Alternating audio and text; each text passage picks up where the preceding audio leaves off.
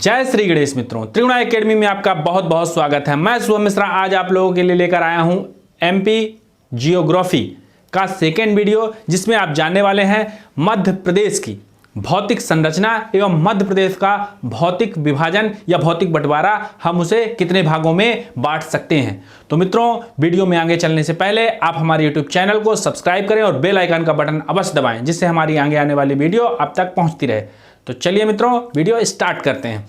तो आज का वीडियो मित्रों बहुत ही इंपॉर्टेंट है, वीडियो पूरा देखिएगा, स्किप करने से कई सारे पॉइंट आपके छूट सकते हैं।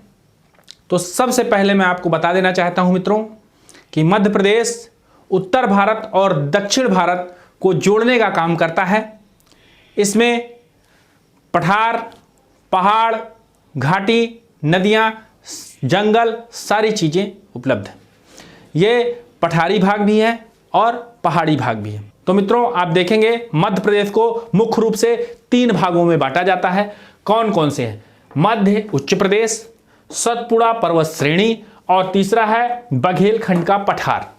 ठीक है मित्रों, अब एक एक करके सबके विषयों पर चर्चा होगी मित्रों। तो सबसे पहले अपन देखते हैं मध्य उच्च प्रदेश के बारे में। तो मित्रों, मध्य उच्च प्रदेश जो है अपने आप में पूरे मध्य प्रदेश का 2/3 भाग समेटे हुए है। ठीक है मित्रों, अब देखते हैं ये 5 उप विभागों पर, जैसे ये उसके मेन भाग हो गए और 5 उप विभागों पर बांटा गया है। तो आप समझ सकते हैं उसकी बृहदता के बारे में। पहला, मध्य भारत का पठार।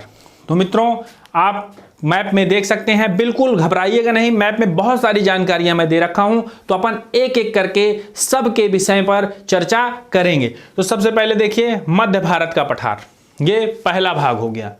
दूसरा भाग है बुंदेलखंड। तो बुंदेलखंड मित्रों, ये पूरा क्षेत्र जो मिला करके बुंदेलखंड बना। तीसरा है मित्रों मालवा। मालवा सबसे बड़ा सब पार्ट है, ठीक है ना। उप विभाग को ले लेंगे तो भी सबसे बड़ा है और भागों में ले लेंगे तो भी मालवा सबसे बड़ा क्षेत्र है। फिर देखेंगे रीवा पन्ना का पठार। तो ये मित्रों रीवा पन्ना का पठार है। ठीक है, अब आती है बात नर्मदा सोन घाटी। तो ये हो गया नर्मदा सोन घाटी। ठीक है मित्रों, ये आपका क्या हो गया, एक पार्ट। अभी क्या कंप्लीट हुआ, मध्य उच्च प्रदेश। फिर अभी हम डीप बात करेंगे मित्रों उस पर। तो बिल्कुल भी आप लोग ये मत सोचिएगा हम इतने पर छोड़ देंगे, बस आपको चीजों की पहचान करा रहा हूं अभी। सतपुड़ा पर्वत श्रेणी। तो मित्रों, सतपुड़ा पर्वत श्रेणी सबसे लास्ट में है, ये देखिए।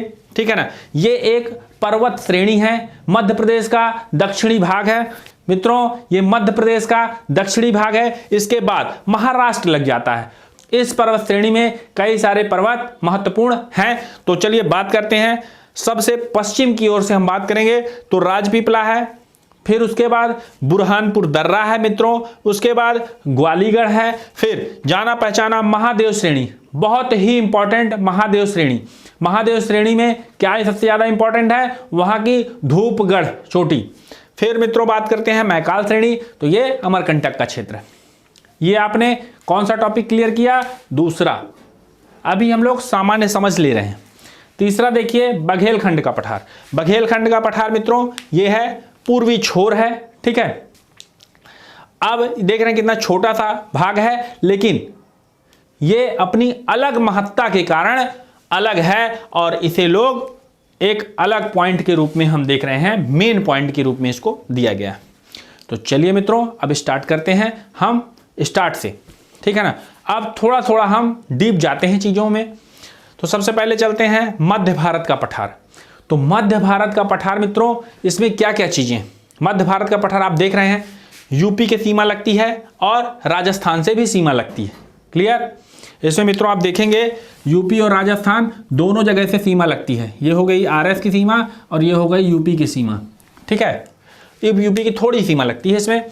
अब चलते हैं मित्रों, इसमें देखते हैं।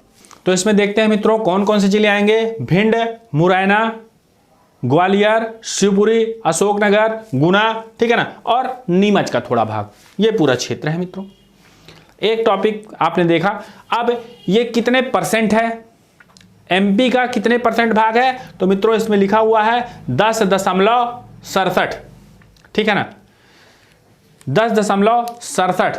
10.68% पूरे एमपी का भाग है इसमें। अब जैसे पैटर्न पेपर का चेंज हो रहा है, अब इसमें क्या पूछ लेता है, अक्षांश देशांतर, ठीक है ना, लॉन्गिट्यूड लेटीट्यूड।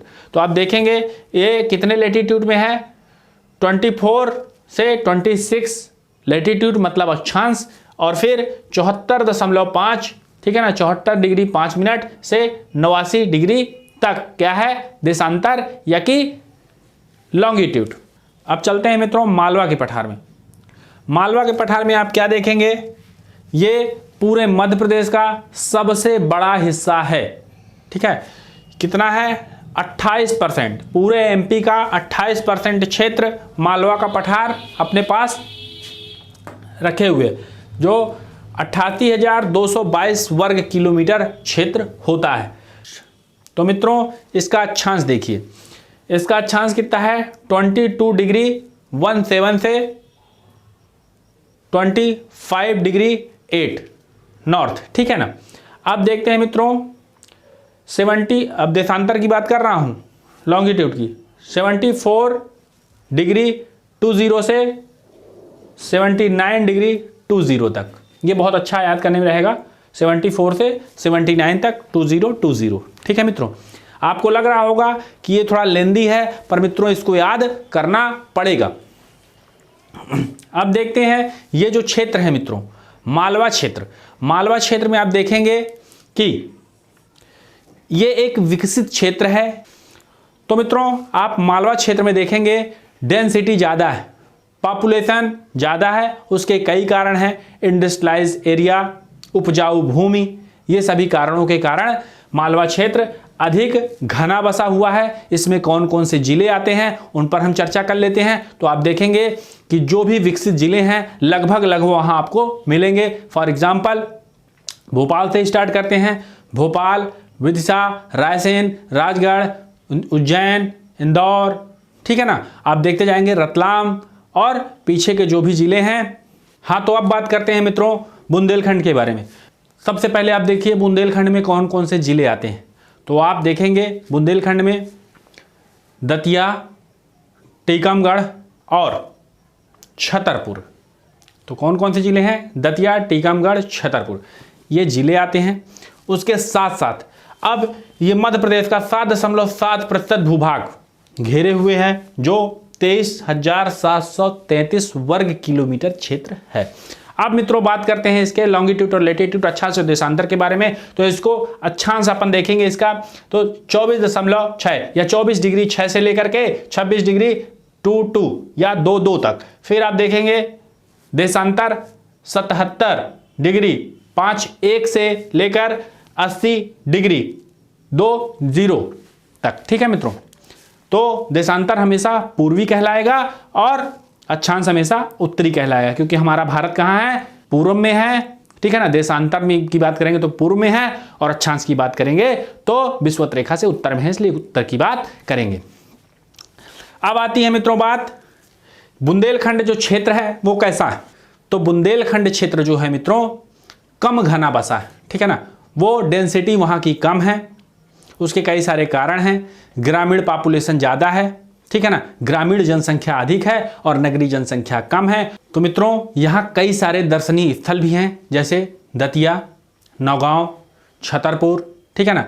तो आप इन सब के विषय में जानते हैं तो ठीक है, नहीं जानेंगे तो हमारी अगली वीडियो में आपको सारी चीज़ें धीरे धीरे पता होती जाएंगी। अभी हम पर्वत, पहाड़, पठार सब अलग अलग करेंगे। आज एक भौतिक विभाजन के रूप में आपको मैं मध्य प्रदेश को दिखा रहा हूँ, बिल्कुल सामान्य सा। आगे देखेंगे मित्रों फिर रीवा पन्ना का पठार। तो मित्रों रीवा पन्ना का जो पठार है ये विंध्य श्रेणी का ही एक भाग कहलाता है, ठीक है ना। अब अपन बात करते हैं इसके उत्तर में उत्तर प्रदेश से लगा हुआ है, पश्चिम में ये मालवा के पठार से लगा हुआ है, और उत्तर पश्चिम में आप देखेंगे कि ये बुंदेलखंड से, और दक्षिण में बघेलखंड एवं नर्मदा सोन घाटी से लगा हुआ है। अब रीवा पन्ना का जो पठार है ये 10.37% भूमि इसके पास है। 31,955 वर्ग किलोमीटर का क्षेत्र यहाँ है। ये जो क्षेत्र है मित्रों ये मिश्रित क्षेत्र है। यहाँ पर लाल पीली मिट्टी आपको मिलेगी। साथ ही साथ ये क्षेत्र जो है इंडस्ट्रियलाइज भी है। यहाँ आप देखेंगे कि हीरे की खानों के बारे में आपको पता ही होगा, पन्ना के बारे में, और सतना रीवा में जो सतना क्षेत्र है वहाँ आपको लाइमस्टोन, सीमेंट, तो आपको आगे उद्योग में सारी चीज़ें क्लियर करा दी जाएंगी। तो मित्रों अब चलते हैं इसका अक्षांश एवं देशांतर देखते हैं। तो ये 23 डिग्री 10 से लेकर के 25 डिग्री 12 उत्तरी अक्षांश है और 78 डिग्री 4 से लेकर के 82 डिग्री 18 पूर्वी देशांतर है। तो मित्रों अब बात करते हैं नर्मदा एवं सोन घाटी पर। तो नर्मदा एवं सोन घाटी को आप देखेंगे, नर्मदा नदी हमारी कहाँ से निकलती है, और सोन घाटी मैकाल श्रेणी से निकलती है। आप देखेंगे अमरकंटक की पहाड़ी से नर्मदा नदी, सोन नदी, वेनगंगा नदी, ये सारी नदियाँ वहाँ से निकलती हैं। सोन किधर चली जाती है, उत्तर की ओर जाते हुए पटना में गंगा नदी से मिल जाती है, और नर्मदा नदी पश्चिम की ओर जाते हुए रिफ्ट वैली से और कहाँ जाती है, गुजरात होते हुए भड़ौच की खाड़ी में जाके गिरती है और रिफ्ट वैली बनाती है, और पश्चिम की ओर बहने वाली ये नदी है जो एस्चुरी का निर्माण करती है। तो मित्रों ये 26% भूभाग अपने आप में समेटे हुए है। साथ ही साथ 86,000 वर्ग किलोमीटर का क्षेत्र इनका है। अब इसका उत्तरी और दक्षिणी, पूरा, पश्चिमी अक्षांश एवं देशांतरी विस्तार की बात करते हैं। तो 22 डिग्री 30 से लेकर के 23 डिग्री 45, ठीक है ना, अक्षांश है। और देशांतर की बात करें 74 डिग्री से लेकर के 81 डिग्री 30। आपको लग रहा होगा मित्रों कि ये बहुत टफ है, तो हाँ मित्रों टफ है, पर अगर पीएससी देना है तो ये याद करना पड़ेगा। धीरे धीरे मित्रों सारी चीजें याद होने लगेंगी, आप बिल्कुल भी चिंता मत करिए, आप हमारे साथ बने रहिए। तो चलिए मित्रों आगे चलते हैं। आपको मिलेंगे जैसे फॉर एग्जाम्पल कि नर्मदा नदी के दोनों ओर के क्षेत्र उपजाऊ भूमि से बने हुए हैं। यहाँ कई सारे दर्शनीय स्थल भी बनते हैं, जैसे धुआंधार, मंदार, ठीक है ना, और भी कई सारे जो जलप्रपात हैं, ओमकारेश्वर, और भी जो दर्शनीय स्थल हैं, ठीक है ना, धार्मिक स्थल हैं, वो जो क्षेत्र में बसे हुए हैं, तो वो सब इसके अंतर्गत आते हैं। तो मित्रों अब बात करते हैं, एक टॉपिक हमारा कंप्लीट हुआ अभी तक में, वो कौन सा टॉपिक है, मध्य प्रदेश। अब बात करते हैं सतपुड़ा पर्वत श्रेणी। तो मित्रों सतपुड़ा पर्वत श्रेणी दक्षिण भाग पूरा, ठीक है ना, मध्य प्रदेश का सबसे दक्षिणतम भाग जो है वो सतपुड़ा श्रेणी है। सतपुड़ा श्रेणी में कौन कौन से जिले आएंगे, तो आप देखेंगे बालाघाट, छिंदवाड़ा, खरगोन, खंडवा, बैतूल, बुरहानपुर, ये सारे जिले जो दक्षिण में हैं, ये सारे जिले मित्रों इसमें समाहित हैं। अब बात आती है ये जो पर्वत श्रेणी है मित्रों, ये जो पर्वत श्रेणी है, ये कौन कौन से पर्वत इसमें महत्वपूर्ण हैं, उन पर हम चर्चा करते हैं। तो सबसे पश्चिम में आप देखेंगे राजपीपला नाम की पर्वत श्रेणी है। उसके बाद बुरहानपुर दर्रा जो है मित्रों, इसको दो भागों में काटता है। उसके बाद जो देखेंगे मित्रों फिर तो यहाँ ग्वालीगढ़ नाम की पर्वत श्रेणी है। फिर उसके बाद महादेव श्रेणी है। महादेव श्रेणी में धूपगढ़ जो मध्य प्रदेश में, पूर्व में देखेंगे मित्रों आप मैकाल श्रेणी। तो मैकाल श्रेणी में आप देखेंगे मित्रों अमरकंटक वाला क्षेत्र जो आता है वो सब यही है। तो मित्रों अब बात करते हैं अपन कितने परसेंट एरिया को ये लिए हुए है। तो 11% भूमि सतपुड़ा श्रेणी में आती है। साथ ही साथ लगभग 34,000 वर्ग किलोमीटर का क्षेत्र इसमें समाहित है। तो मित्रों दो टॉपिक अपने कंप्लीट हो गए। अब आती बात तीसरे में, बघेलखंड। बघेलखंड एक छोटा सा टॉपिक है मित्रों। अब ये देखेंगे कि ये क्यों इंपॉर्टेंट है। तो मित्रों आप देखते हैं बघेलखंड क्षेत्र के पास 7% भूभाग है। अब इसका जो अक्षांश एवं देशांतरी विस्तार देखिएगा, तो आप देखेंगे इसका अक्षांशी विस्तार 23 डिग्री 40 से 24 डिग्री 45 तक। फिर आप देखेंगे देशांतर 40 डिग्री 5 से, और फिर आप देखेंगे देशांतर 80 डिग्री 5 से 82 डिग्री 35 तक।